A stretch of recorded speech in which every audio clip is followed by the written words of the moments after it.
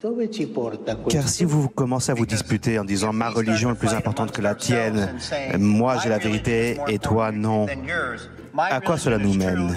Que quelqu'un me le dise.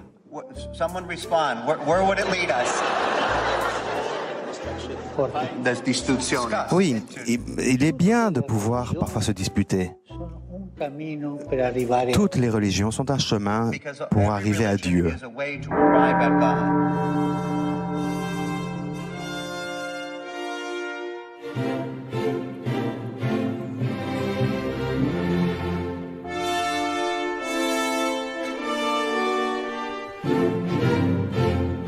Moi, j'ai passé mes premières années d'apostolat missionnaire à défendre le pape François face aux accusations des traditionalistes intégristes, comme tu pourrais les appeler, frater-Pédis, sédévacantisme, etc. Pour leur dire non, non, pas le pape François est vraiment pape, c'est le pasteur légitime, nous devons lui obéir ordinairement, nous devons être soumis à lui, c'est le pasteur légitime. Mais même si je m'efforce à défendre le pape François, quand il tient des propos comme ça, je peux pas le défendre tout simplement.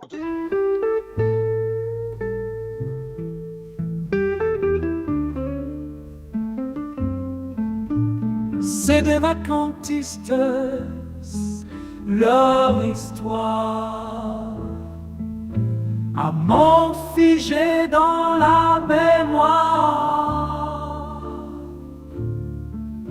Pourtant le pape, sur son trône éclatant, dirige l'Église d'un souffle puissant.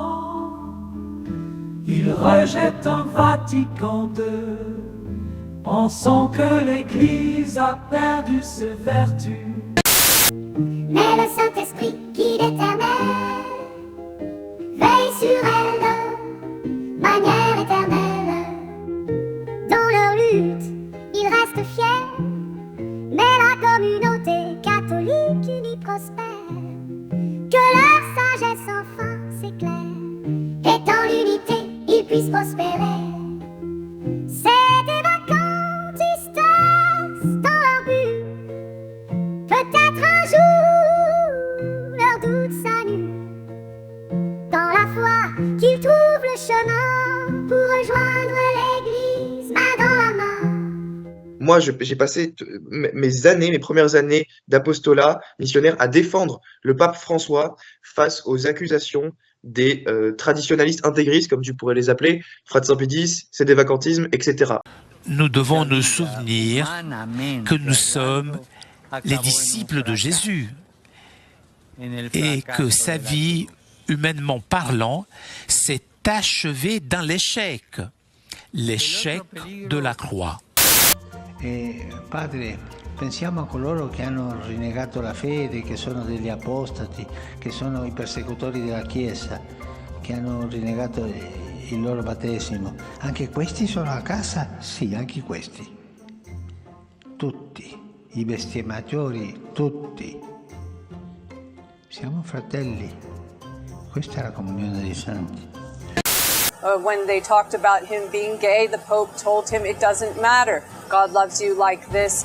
God made you like this. Gay people, friends of mine, and gay people that I don't even know have been writing to me and said, did he really say that to you? And I said, yes. He said, well, that is changing my life. And he said, Juan Carlos, God made you like this. God loves you like this. The Pope loves you like this, and you should love yourself. Et comme l'a dit le pape François, donc qui suis-je pour juger les homosexuels? Ouais. Voilà. Bon, désolé si la plus haute autorité de l'Église catholique le dit. Bon, bien sûr, ils vont dire ah non, ce pape, c'est horrible. Si vous respectez plus le pape, je crois que vous n'êtes plus catholique. Non. Non, parce que c'est quand même leur premier représentant. Des hérétiques! Si une personne est gay. Si une personne est gay, qui cherche le Seigneur avec bonne volonté, qui suis-je pour la juger, a-t-il ajouté? Io per giudicarla. Donc, concernant Fiducia Supplicans, mon propos est extrêmement simple. Je dis que la secte moderniste bénit l'homosexualité. Pourquoi? Parce que Fiducia Supplicans autorise la bénédiction de couples, j'insiste sur ce mot, de couples homosexuels. Donc, ce qui est béni, c'est une relation homosexuelle. Donc ce qui est béni, c'est l'homosexualité, même si la secte considère tout ça officiellement comme un péché. Mathieu Lavagna ose dire face caméra que ce que je dis est faux et que je suis un menteur. Or, Pierre de Tirmont, vous me confirmez qu'à la pièce numéro 1, il est dit mot pour mot qu'on peut bénir les couples, les couples homosexuels. C'est dit mot pour mot. Donc quand Mathieu Lavagna me traite de menteur, je lui dis « Ah bon, je suis un menteur ?» Donc je lui lis le texte qui nous dit qu'on bénit les couples homosexuels. Et là, que dit-il ? Ah oui, c'est vrai, oui, effectivement, il y a ça qui est ambigu. Alors je lui dis « Non, c'est pas ambigu, Mathieu Lavagna. Le texte est parfaitement clair. Sujet, verbe, complément. Le sens de la phrase est parfaitement clair. Votre secte bénit les couples homosexuels. » Et là, que se passe-t-il ? Mathieu Lavagna a ses nerfs qui craquent et il me répond « Taisez-vous ». Mais après, le pape François et le cardinal Fernandez ont clarifié qu'il ne s'agissait pas de bénir l'union pécamineuse en tant que telle, mais de bénir les personnes au sein de cette union. D'accord ? Donc c'est une distinction très importante. Donc vous mentez en disant que l'Église aujourd'hui bénit l'homosexualité dans son magistère. C'est un pur mensonge. J'invite les gens à aller lire honnêtement le texte. Lisez le paragraphe 5 de J'invite aussi les gens à lire le texte et on va le lire ensemble, Mathieu Lavagna. D'accord ? Oui. Dans l'horizon ainsi tracé, il est possible de bénir les couples en situation irrégulière et les couples de même sexe. Il est possible de bénir les couples de même sexe. Il est possible de bénir les couples homosexuels. Il est possible de bénir une relation homosexuelle. Lucha Supplicans, je l'ai critiqué quand il est sorti. J'ai fait une vidéo avec Arnaud Dumouche pour le critiquer. Le paragraphe 31 pose effectivement problème parce qu'il y a cette ambiguïté du bénédiction du couple. D'accord ? Il n'est pas mentionné. Taisez-vous. Il n'est pas mentionné qu'il bénit l'homosexualité en tant que telle, mais c'est vrai que le texte est mal formulé parce qu'il dit bénir les couples. Donc quand on dit en commentaire qu'il a conservé son calme, permettez-moi de rire. Mais Mathieu Lavagna poursuit en disant « Mais attendez. Il y a un texte de clarification qui a été fait, et dans ce texte de clarification, on dit que ce sont simplement les personnes qui sont bénies, et pas du tout les couples. » C'est totalement faux, chers amis. Mot pour mot, dans ce texte de clarification, il est dit que ce sont les couples, toujours de même sexe, qui sont bénis. Citation, c'est la pièce inter. Il en va de même lorsque la bénédiction est demandée par un couple de même sexe. Ce sont toujours les couples qui sont bénis. Ci deve portare a promuovere la libertà religiosa per tutti. Per tutti. Ogni uomo e ogni donna deve essere libero nella sua confessione religiosa, qualsiasi sia. Vacunarse con vacunas autorizadas por las autoridades competentes es un acto de amor. Y ayudar a que la mayoría de la gente lo haga es un acto de amor. Chi è Papa Francesco che abita dentro al paradiso? Non è un posto, no? È uno stato di vita e di contemplazione, no? Il paradiso è vivere in questo stile che mi fa contemplare Dio, la Madonna, la gente in pace, in gioia, è la gioia, no? È quello che noi stiamo cercando ogni giorno, no? La gioia, la felicità. Ma davvero per entrare lì basterà aver dato un bicchiere d'acqua a chi aveva sete? Io ci credo, perché i bilanci di Dio sono bilanci non aggiustati e tante volte... C'ha un consiglio di amministrazione strano Dio per fare il giudizio finale. Lui la pensa diversamente, perché è malato. La fratellanza umana, che come uomini siamo tutti fratelli e dobbiamo andare avanti con le altre religioni, no? Il Concilio Vaticano ha fatto un passo grosso in questo, anche l'istituzione dopo del Consiglio per l'unità dei cristiani e il Consiglio per il dialogo interreligioso. Tu sei umano, tu sei figlio di Dio, sei mio fratello, punto. E anche io vorrei fare una domanda. Auch ich möchte eine Frage stellen. Chi sono più buoni, gli evangelici o i cattolici? Wer ist besser, die evangelischen oder die katholischen?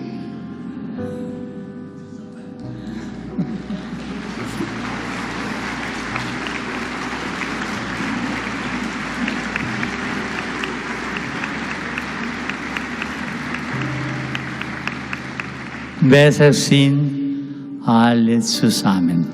Alle besser sind alle zusammen.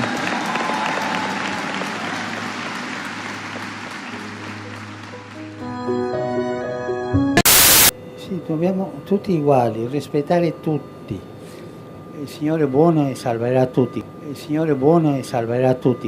Il Signore è buono e salverà tutti. Questo non dirlo in voce alta. Mais même si je m'efforce à défendre le pape François, quand il tient des propos comme ça, je peux pas le défendre tout simplement. La plus grande menace du démon n'est pas pour votre corps, mais pour votre âme. Dieu vous aidera à traverser cette épreuve. Je sens qu'il va se passer quelque chose. Quelque chose d'horrible. Montre-toi, démon! C'est l'Antéchrist. Le mal va passer de leur monde dans le nôtre.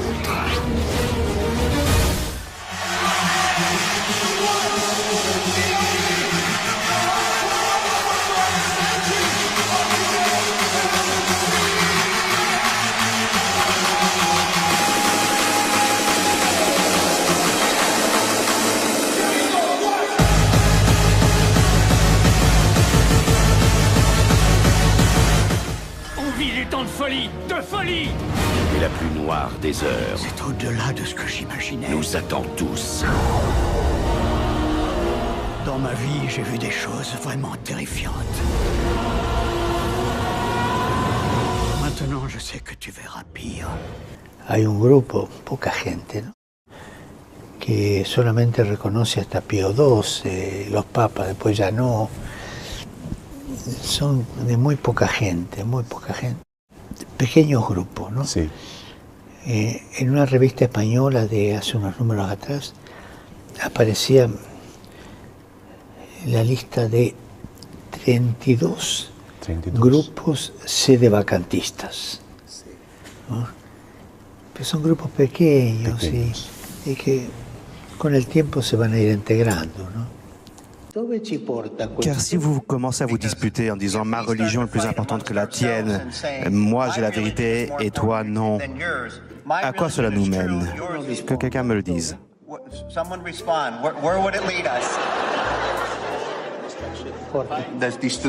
Oui, il est bien de pouvoir parfois se disputer. Toutes les religions sont un chemin pour arriver à Dieu.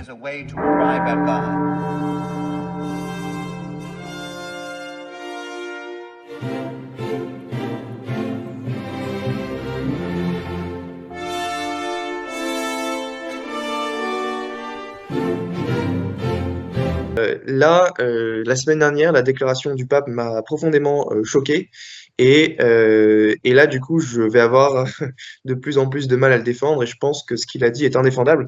Et donc, c'est pour ça que j'aimerais qu'on en discute. Même avec beaucoup de volonté, on est obligé de reconnaître que le pape François a tenu des propos qui sont en tant que tels matériellement hérétiques. Je peux simplement dire que les propos en tant que tels sont irrecevables pour la doctrine catholique et que tous les évêques du monde devraient inciter le pape François à abjurer ce qu'il a dit dans ce discours pour rétablir la vérité catholique. Voilà ce que j'ai à dire. Alors, je vais te répondre sur ce premier point en disant que, premièrement, je crois que tu ne te rends pas compte de la gravité de ta position, puisqu'elle consiste véritablement à s'asseoir sur la branche sur laquelle ta foi est assise. Quand tu dis « il a dit quelque chose de matériellement hérétique », ça veut dire que tu es en train de te situer comme si tu étais capable, toi, théologien, de juger le pape. Et je dirais à ce propos-là, tu répondras tout à l'heure. Je dirais à ce propos-là, déjà il y a une démarche qui ne va pas. Moi, j'ai passé mes premières années d'apostolat missionnaire à défendre le pape François face aux accusations des traditionalistes intégristes, comme tu pourrais les appeler, fratricide, sédévacantisme, etc. Pour leur dire non, pas le pape François est vraiment pape, c'est le pasteur légitime, nous devons lui obéir ordinairement, nous devons être soumis à lui, c'est le pasteur légitime. Donc... Couper les ponts avec cet individu-là, couper les ponts. On n'est plus là même avec quelqu'un qui n'est pas juste doctrinalement. On n'est plus avec quelqu'un qui a quelques hérésies. Là, on est avec quelqu'un qui pousse un agenda anti-chrétien. C'est à ce point-là où on est rendu là. qui pousse même un agenda qui, logiquement, devrait amener au règne de l'Antéchrist. C'est au point où on en est.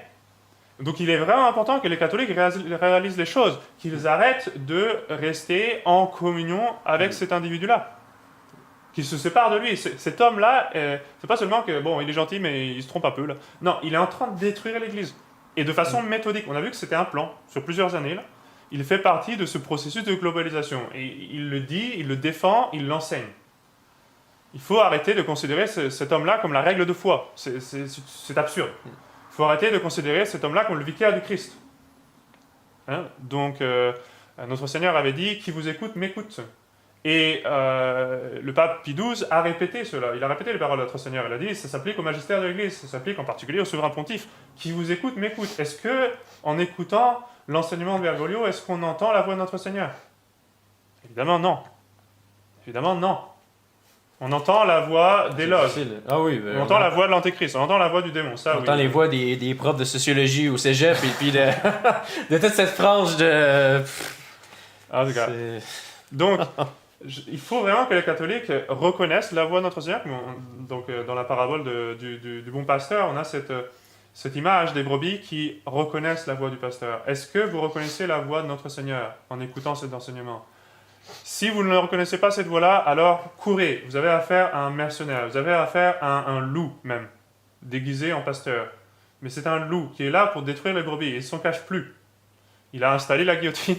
C'est comme s'il avait installé l'abattoir tout près et puis qu'il indiquait la marche à suivre. Là, on est rendu à ce point-là. Il faut vraiment que les catholiques se réveillent et qu'ils arrêtent de le considérer comme pape.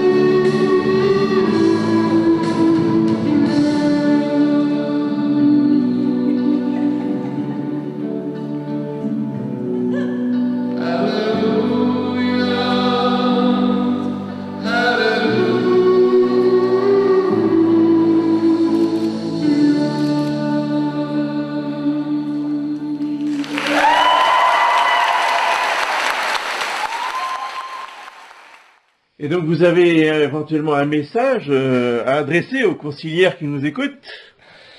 Alors, je vais être direct. Hein. Quittez-la. Oui, c'est un peu ça. Non, mais je veux leur dire qu'ils appartiennent à la pire religion de tous les temps. Car ils usurpent le doux nom de catholique et nos églises. Mais je dirais que est-ce que c'est mieux, est-ce que c'est pire? Quoi, je sais pas, mais le pire, c'est que 99,9% d'entre eux ne s'en rendent pas compte. Donc c'est là où on peut dire que Satan a vraiment réussi son coup. Donc moi j'aimerais leur dire, réveillez-vous, réveillez-vous. Réveillez-vous quand vous voyez là le soi-disant pape actuel qui fait des prières avec les musulmans ou d'autres. Quoi.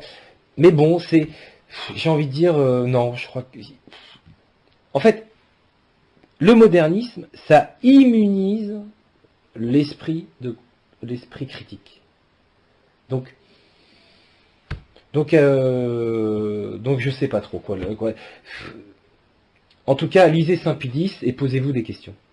Et alors donc, comment pourriez-vous définir en quelques mots la foi moderniste? Dieu est en toi. Trouve-le et tu seras plus heureux. Ou bien, Dieu au service des hommes pour la grande fraternité du monde. Je cherche le visage du Seigneur. Voilà. Dieu n'est pas dans les dogmes, hein. Il est dans l'amour.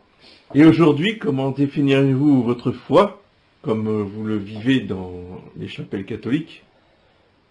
Alors, moi je dirais, Dieu nous a créés pour aller au paradis, l'Église nous enseigne comment y arriver, alors au boulot. Voilà, c'est tout simple. Écoutez, merci beaucoup. J'espère que ça pourra profiter à certains qui nous écouteront, qu'ils réalisent un petit peu plus qu'ils sont ou qu'ils étaient ou que leurs amis sont dans une société qui n'est pas l'Église catholique. Ça, c'est le message que nous essayons de faire passer. Je crois que vous l'avez bien compris. Hein.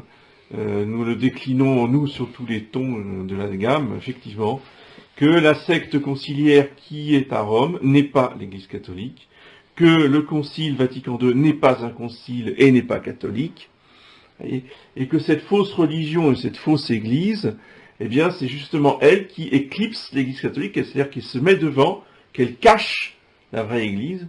Ce qui est visible, c'est la secte conciliaire. Mais l'Église catholique n'est plus accessible au regard extérieur, eh bien, du juif, du musulman, même du protestant. Il proteste plus contre rien, parce que ce qui se présente comme étant l'Église catholique est identique à sa propre religion protestante. La messe, entre guillemets, de l'Église catholique, c'est la même que la scène protestante. Donc, il n'y a plus rien contre quoi protester. On est d'accord. Donc, voilà, ça c'est très important. Qu'ils ont tout détruit, ils ont tout changé, ils ont changé le catéchisme, ils ont changé les sacrements, ils ont changé la foi, ils ont changé la messe, ils ont changé les lois de l'Église, le code de droit canon. Ils n'ont plus rien laissé debout, ils n'ont plus rien laissé intact. Donc il n'y a plus rien dans l'Église conciliaire. C'est le néant, vous l'avez très bien dit. Le néant, c'est-à-dire qu'il n'y a plus la grâce, il n'y a plus la foi, il n'y a plus la présence réelle, il n'y a plus rien. Il n'y a plus que des images, des souvenirs, des symboles, mais il n'y a plus la réalité de la vie divine qui a quitté cette société.